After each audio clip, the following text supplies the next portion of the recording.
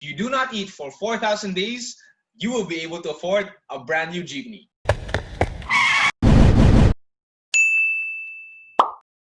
What is jeepney modernization?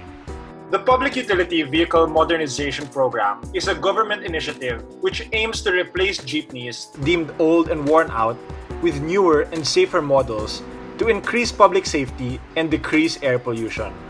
The newer jeepney model costs somewhere between 1.6 to 2.2 million pesos each. The government does offer alternatives to make it easier for the Philippine jeepney community to adapt.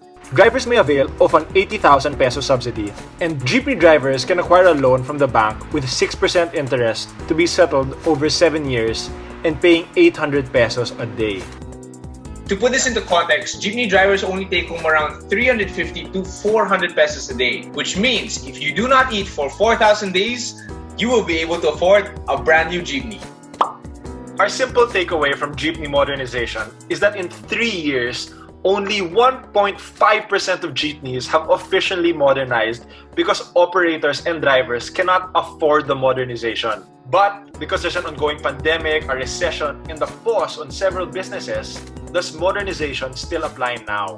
Unfortunately, my friend, it still does. The Department of Transportation said operators and drivers have until December 31, 2020 this year. They fail to comply, hindi sila pwede mag-operate. What are the chances that the rest of the jeepneys can modernize by then?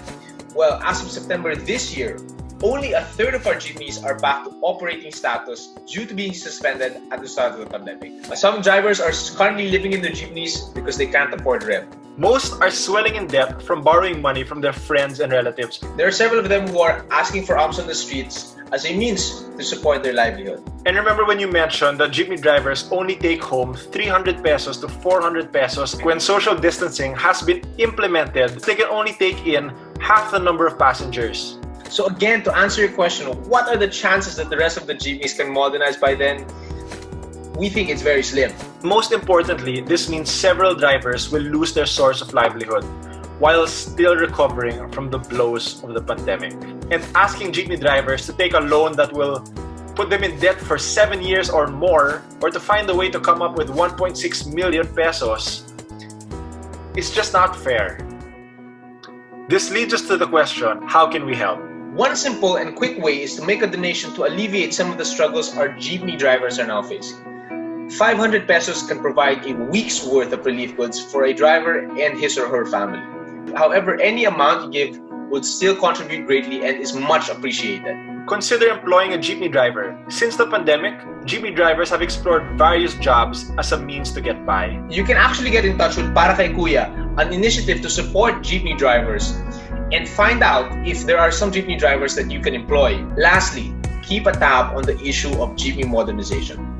The best way we can support our jeepney drivers is to lobby for systems that support, protect them, and other workers. You can do your own research and generate your own understanding of how to best approach this issue.